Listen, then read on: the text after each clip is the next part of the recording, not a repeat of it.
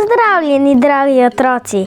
Veseli me, da smo ponovno skupaj v mojem knjižnem kotičku. Danes imam za vas pripravljeno prav posebno pravljico z naslovom Trije prašički. Ta pravljica je moja najljubša, zato si poglejte, kako sem jo pred leti pripovedoval svoji sestrici. Trije prašički. Nekoč pred davnimi časi so živeli majhni trije okrogli prašički. Bili so že dovolj veliki, da so si vsak svojo hiško zgradili. Prvi prašiček se je hotel čim prej obirati sadje, zato se je hiško zgradil iz slame. Drugi prašiček se je hotel čim prej igrati, zato je hiško zgradil iz lesa. Prašička sta kmarom končala. Drugi prašiček je hotel trdno hišo zgraditi, zato je zgradil iz opeke. Tretji prašiček in je pol volk prišel iz gozda.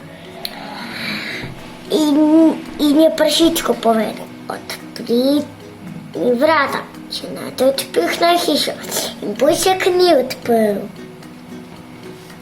Zato je volk pihal in pihal in pihal, bo tih.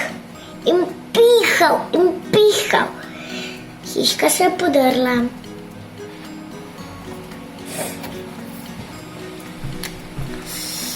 Bog še tudi k tebi približal, zato je prašička vprašal, odprite mi vrata, če ne vama odpihne hiško. In prašička nista odprla, zato je volk pihal in pihal, bod tih, ne pihat. In zato je volk pihal in pihal in hiška se je podrla. In hiška se je podrla. Volk se tudi k tebi približal, zato je puška vprašal, odprite mi vrata, če ne vam odpihne hišo. In puški niso odprli. In volk je pihal in pihal in pihal in hiška se ni premaknila. In pol je volk.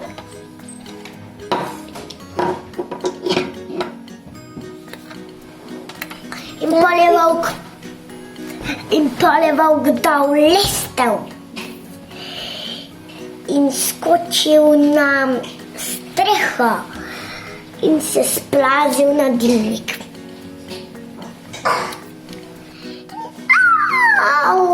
Je zavlihko, ko je padal ovrela voda.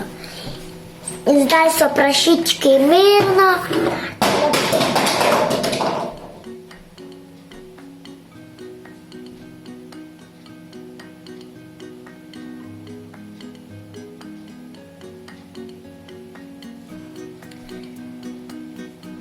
Joj, kako mi je nagajala moja sestrica.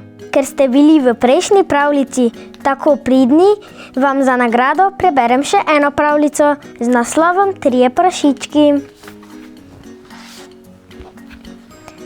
V hišici sredi gozda so srečno živeli trije prašički s svojimi starši. Ker so bili že odrasli, so se odločili, da si bodo zgradili vsak svoj dom. Prvi pujsek, najbolj len v družini, se je odločil za hišico iz slame.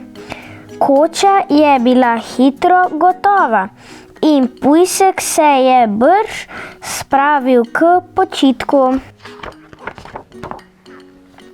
Drugi pujsek, ki je bil zelo požrešen, si je postavil kolibico iz lesa. Gradil jo je z velikim navdušenjem. Tretji pujsek, ki je bil najbolj marljiv, si je sezidal hišo iz kamnov in cementa. Dolgo jo je gradil, a hiša je bila varna, prostorna in lepa.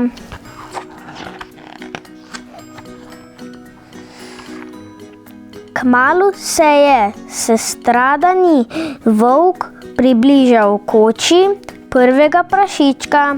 Odpri vrata, ali pa bom odpihnil tvojo hišo. Ker prašiček ni odprl, je volk močno pihnil. In slamnata hišica se je podrla. Prašiček je na smrt prestrašen stekel v hišico svojega brata. Volk mu je sledil in tudi tam potrkal na vrata. Odpri ta vrata, ali pa bom odpihnil in odprl hišo. Pujska nista odprla in volk je močno pihnil, da se je koliba podrla. Prestrašena prašička sta stekla v hišo svojega brata. Tudi tu je volk potrkal na vrata in zavpil: odprite vrata, ali pa bom odpihnil in porušil hišo. Pihaj, kolikor te je volja, ne bom ti odprl, je dejal prašiček. Volk je pihal in pihal na vso moč, vendar se hiša ni premaknila.